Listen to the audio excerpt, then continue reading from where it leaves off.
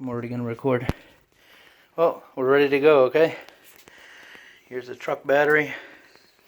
You got the ground going to the end of the control box ground cable.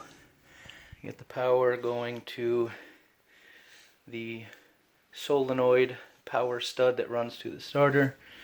And I've hooked up this momentary switch to jump it and give it power. So I'm going to turn it over. We've got some fogging oil in there.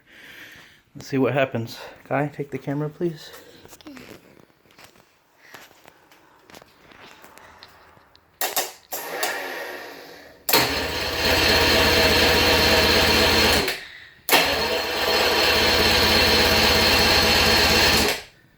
See?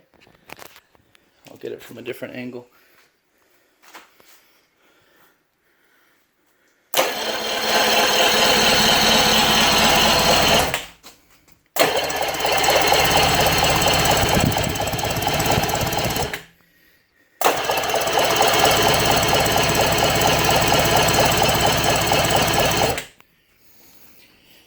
And now we're going for compression. So we got our gauge set up, and I will get that hooked up and commence in a moment.